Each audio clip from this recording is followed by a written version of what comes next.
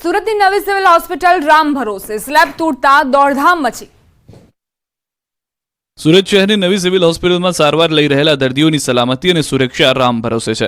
નવી સિવિલ હોસ્પિટલના બીજા માળે સર્જરી વોર્ડમાં સ્લેબ તૂટી પડતા ભાગદોડ મચી ગઈ। નવી સિવિલ હોસ્પિટલમાં સ્લેબના પોપડા પડતા દર્દીઓ ડરી ગયા। જર્જરિત બિલ્ડિંગમાં હોસ્પિટલના બીજા માળે સર્જરી વોર્ડમાં પોપડા પડતા દર્દીઓને હાલાકી ભોગવવાનો વારો આવ્યો। સદનસીબે ઘટના સ્થળે દર્દી કે તબીબ ન હોવાથી મોટી દુર્ઘટના ટળી હતી। ઘટના બાદ વોર્ડમાં ફરજ બજાવતા કર્મચારીઓ અને તબીબોને જીવ તાળવે ચોંટી ગયો। અવારનવાર પડી રહેલા સ્લેબના ટુકડા અને પોપડાને કારણે સ્ટાફમાં હંમેશા ભય રહે છે। ક્યારે પોપડા પડે તેનો ભય તેઓને સતત સતાવી રહ્યો છે। મહત્વનું છે કે નવી સિવિલ હોસ્પિટલની જૂની બિલ્ડિંગ જર્જરિત હોવાથી અવારનવાર છતમાંથી પોપડા પડે છે, ત્યારે બિલ્ડિંગના સમારકામની માંગ ઉઠી છે। સુરત નવી સિવિલ હોસ્પિટલ દક્ષિણ ગુજરાતના ગરીબ અને મધ્યમ વર્ગના લોકો માટે આશીર્વાદ સમાન ગણવામાં આવે છે। અહીં દર્દીઓ મોટી સંખ્યામાં સારવાર લેવા માટે આવે છે। મહત્વપૂર્ણ સમાચાર પ્રાપ્ત થઈ રહ્યા છે। રવિવારે રજાના દિવસે રાજ્ય કેબિનેટની બેઠક મળશે। મુખ્યમંત્રી ભૂપેન્દ્ર પટેલની આગેવાનીમાં રવિવારે બેઠક મળશે। રજાના દિવસે મંત્રીમંડળની કેબિનેટ બેઠક મળશે। રવિવારે બેઠક બોલાવતા અધિકારીઓ મંત્રીઓમાં આશ્ચર્ય ફેલાયું। રવિવારે સાંજે 4:30 કલાકે કેબિનેટની બેઠકનું આયોજન કરાયું છે। સપ્તાહમાં બુધવારે કેબિનેટની બેઠક મળતી હોય છે, પરંતુ આ વખતે રવિવારે મંત્રીમંડળ માટે મીટિંગનું આયોજન કરવામાં આવ્યું છે, એ પણ રવિવારે સાંજે 4:30 કલાકે, જેના કારણે અધિકારીઓ અને મંત્રીઓમાં આશ્ચર્ય।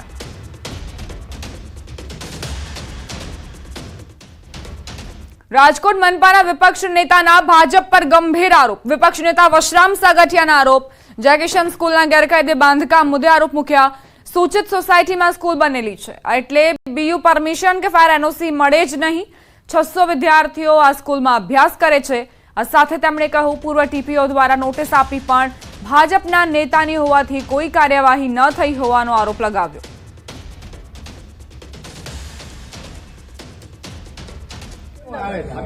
અગાઉના ટીપીઓએ એને નોટિસ પણ આપી છે, પરંતુ હાલના ભાજપના શાસકોની મહેરબાનીથી આરામથી સ્કૂલ ચાલે છે। કોઈ એનઓસી લેવાની જરૂરિયાત નથી એવું દેખાઈ રહ્યું છે, અને ભાજપના આગેવાન કાર્યકર હોવાના હિસાબે આ વસ્તુ ચાલી રહી છે। ગુજરાત યુનિવર્સિટીમાં એક્ઝિક્યુટિવ કાઉન્સિલ સભ્યની નિમણૂક મામલે રાજકારણ ગરમાયું છે। જીસીસીઆઈ મેમ્બરને કાઉન્સિલમાં નિમણૂક મામલે કુલપતિએ સ્પષ્ટતા કરતા કહ્યું, કુલપતિ ઉદ્યોગ વેપાર ક્ષેત્ર સાથે સંકળાયેલી વ્યક્તિની નિમણૂક કરી શકે છે। તો બીજી તરફ કોંગ્રેસ પ્રવક્તા મનીષ દોશી ભાજપ પર ગંભીર આરોપ લગાવતા કહી રહ્યા છે કે તે યુનિવર્સિટીનું ભાજપીકરણ કરવામાં આવી રહ્યું છે। આ સાથે તેમણે આ નિમણૂક ગેરકાયદે ગણાવી અને કહ્યું કે તાત્કાલિક પગલાં ભરાવા જોઈએ।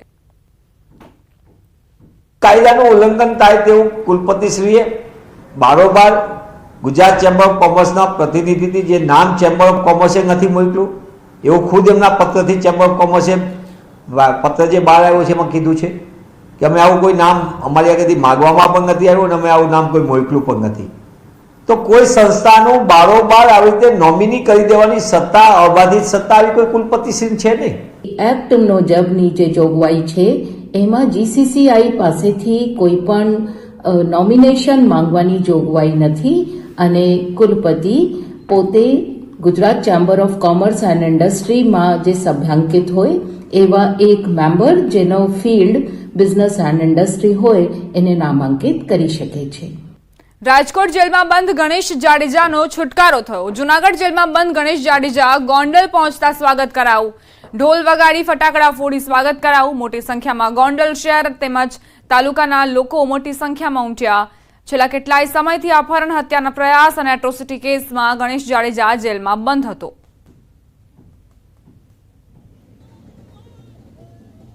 ભૂતકાળથી જે રીતે મારા પિતાશ્રીએ ગોંડલ તાલુકાનું નેતૃત્વ કર્યું છે, ત્યારબાદ છેલ્લા 2 ટર્મથી જે રીતે મારા માતુશ્રી નેતૃત્વ કરી રહ્યા છે, એ જ રીતે ભવિષ્યની અંદર કાયમી માટે હું ને મારો પરિવાર કાયમી માટે લોકોની વચ્ચે છીએ। લોકોની સેવા માટે જે પણ કંઈ કરવું પડશે આગામી સમયની અંદર પૂરેપૂરી રીતે કરવાની અમારી તૈયારી। નવરાત્રી સમયે અમદાવાદમાં રાત્રે પોલીસની ડ્રગ સ્પેશિયલ ડ્રાઈવ યોજાઈ। ખાસ કરીને સિંધુ ભવન રોડ અને પકવાન ક્રોસ રોડ પાસે ડ્રગ્સ એનાલાઇઝર કિટથી તપાસનું વિશેષ અભિયાન યોજાયું।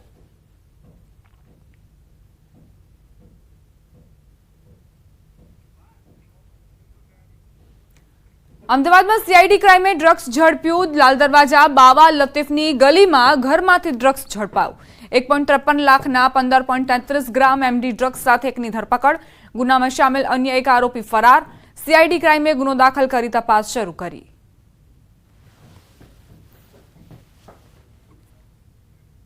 નવરાત્રીના તહેવારને લઈને સુરત શહેર પોલીસ દ્વારા સુરક્ષા વ્યવસ્થા વધુ મજબૂત કરાઈ છે.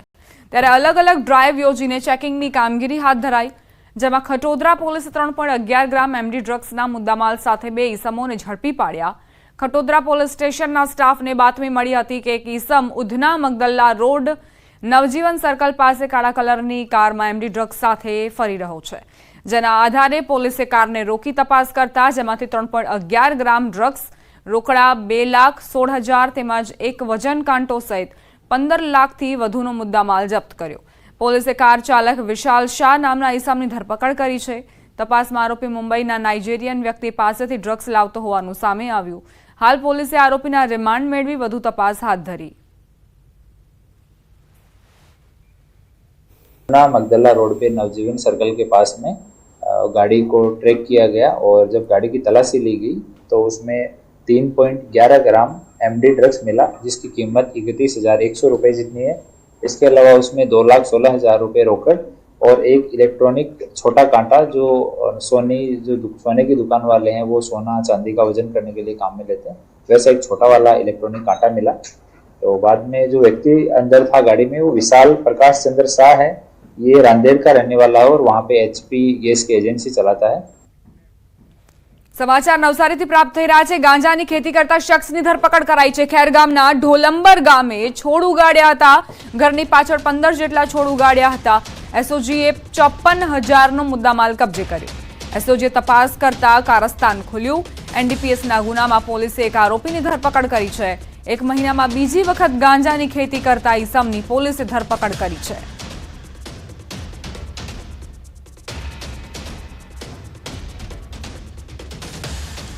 ગાંધીનગરમાં બજરંગ દળના કાર્યકરો અને પોલીસ વચ્ચે ઘર્ષણના સમાચાર.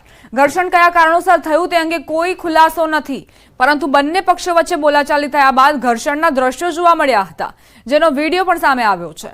બજરંગ દળના કાર્યકરો અને પોલીસ વચ્ચે ઝપાઝપી થઈ, ઘર્ષણ સર્જાયું, તેની તસવીરો.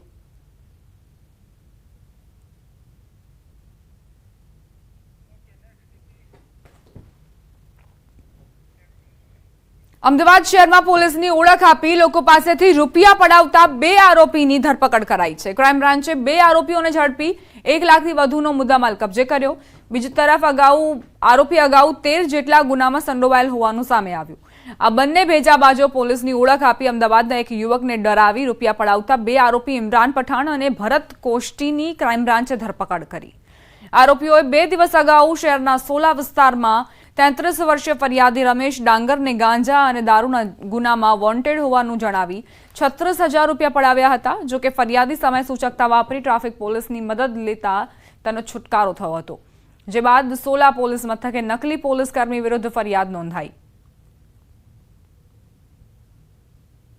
રિંગ રોડ પર આ લોકોએ આજે ફરિયાદીશ્રીને રોકી અને ભાઈ તું અગાઉ દારૂ અને ગાંજાના કેસમાં ભાગતો ફરે છે, તો અમે પોલીસ છીએ અને તારી પાસેથી તને ધરપકડ કરવાની છે.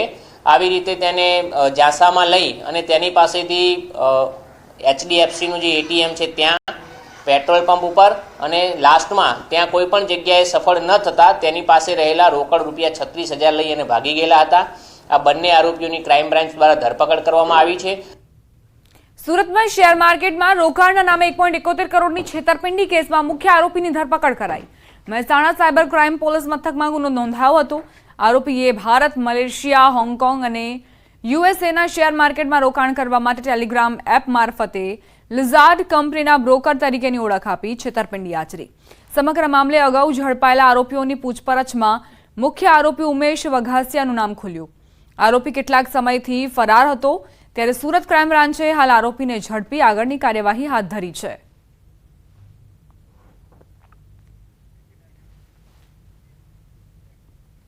ગુજરાતના પનોતા પુત્ર દેશની સેવા કરતા શહીદ થયા. મૂળ બનાસકાંઠાના વડગામના પેપોડ ગામના BSF જવાન કોલકાતાના કૂચ બિહારમાં શહીદ થયા.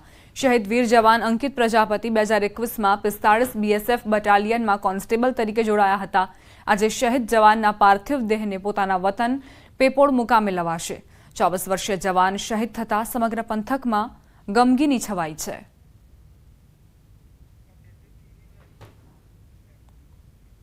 સમાચારોમાં આગળ વધીએ. ક્લાઇમેટ ચેન્જની સાથે સાથે હવે ટેકનોલોજીના સમયમાં ઈ વેસ્ટ પણ ચિંતાનો વિષય બન્યો છે, જેને લઈ AICTEએ ઈ વેસ્ટની સમસ્યાના પડકાર સામે વિદ્યાર્થીઓને પ્રોત્સાહન આપવા મહત્વનો નિર્ણય લીધો. ઈ વેસ્ટ કલેક્શનની એક્ટિવિટીને અધિકૃતતા આપી ઇન્ટર્નશીપનો ભાગ ગણવાનો નિર્ણય લેવાયો. આ એક્ટિવિટીને ગતિ આપવા માટે અમદાવાદની સિલ્વર ઓક યુનિવર્સિટીમાં ખાસ ડ્રાઇવનું આયોજન કરાયું. AICTEએ ખાનગી મોબાઈલ કંપની સાથે મળીને ઈ વેસ્ટ કલેક્શન કેમ્પેઇન શરૂ કર્યું, જે અંદાજે 200 જેટલી યુનિવર્સિટી અને કોલેજો જોડાયેલી છે. આ ડ્રાઈવમાં સિલ્વર ઓક યુનિવર્સિટી પણ જોડાઈ છે. યુનિવર્સિટી દ્વારા છેલ્લા 3 વર્ષથી ઈ વેસ્ટ કલેક્શન કરવામાં આવે છે, જ્યાં અત્યાર સુધી 50 કિલોથી વધારે ઈ વેસ્ટ ભેગું કરાયું છે. વિદ્યાર્થીઓને અભ્યાસક્રમ દરમિયાન અંતિમ વર્ષમાં 6 મહિનાની ઇન્ટર્નશીપમાં ઈ વેસ્ટ કલેક્શન એક્ટિવિટી માન્ય રહેશે અને ક્રેડિટ જમા થશે. ઈ વેસ્ટમાં પહેલું એ છે કે to reduce the e waste, that is the first step. એ ન કરી શકીએ તો impossible we have to recycle it, and where it is not possible to recycle ત્યારે એને કેવી રીતે પ્રોપરલી ડિસ્પોઝ કરવો, જેથી કરીને એ હ્યુમન બિંગને કે એન્વાયરમેન્ટને ડેમેજ ના કરે અને આપણે સારી રીતે આનો ઉપયોગ કરી શકીએ, એ માટેનો આ એક પ્રયાસ છે. आज के दिन में सबसे बड़ी प्रॉब्लम है कि ई वेस्ट का सही से निस्तारण कैसे किया जाए. ग्लोबली अगर हम देखें तो भारत का स्थान 3रे नंबर पे है जो सबसे ज़्यादा ई वेस्ट जनरेट करते हैं. लेकिन भारत की जो प्रॉब्लम है ई वेस्ट जनरेशन नहीं है, उससे ज़्यादा है ई वेस्ट मैनेजमेंट. આજથી 10, 15, 20 વર્ષ પછી જે ક્લાઇમેટ ચેન્જ આવવાનો છે, કાર્બન ફૂટપ્રિન્ટ્સ આપણે ઘટાડવાની છે અને જે ટેમ્પરેચર વધી રહ્યું છે દુનિયામાં, એની અંદર આપણે પોઝિટિવલી કેવી રીતે યોગદાન આપી શકીએ, એનો જ એકમાત્ર આજે અમે પ્રયાસ યુનિવર્સિટીમાં કર્યો છે.